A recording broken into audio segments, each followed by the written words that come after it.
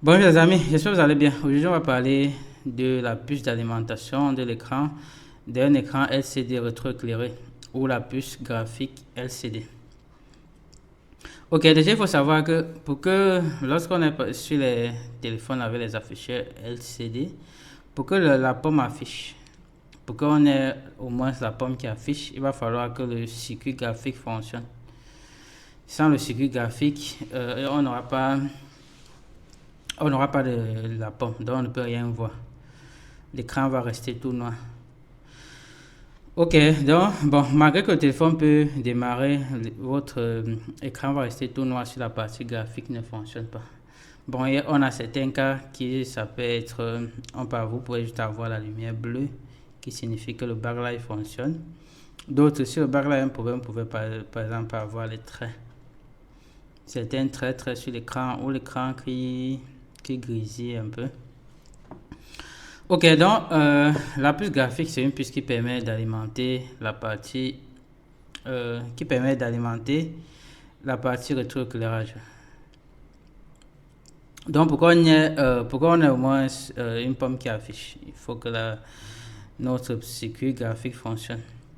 Ok, dans cette partie, on va voir définition, rôle et comment diagnostiquer un problème sur la partie rétroéclairage.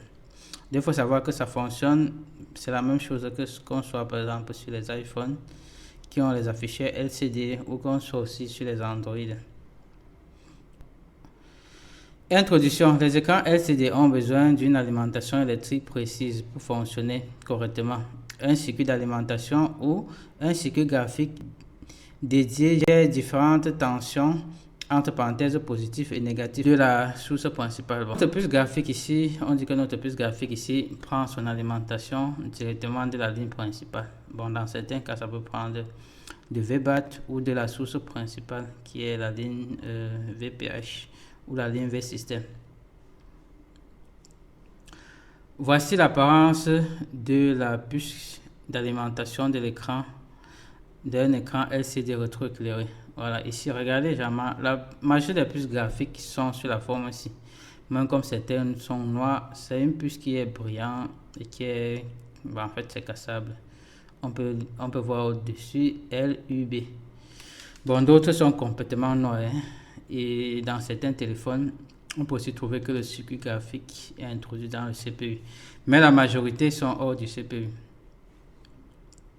Donc on peut voir ici, et c'est toujours accompagné d'une bobine qui est à côté, parce qu'il a aussi besoin d'être boosté pour fonctionner. On a toujours une bobine qui se trouve à côté. C'est comme ça qu'on reconnaît ça, une puce brillante. Bon, dans certains cas, ça peut être noir, mais ce qu'on a puce c'est carré, et juste une bobine qui se trouve à côté. Jetons un coup d'œil à la structure du circuit d'alimentation de l'écran rétroéclairé LCD.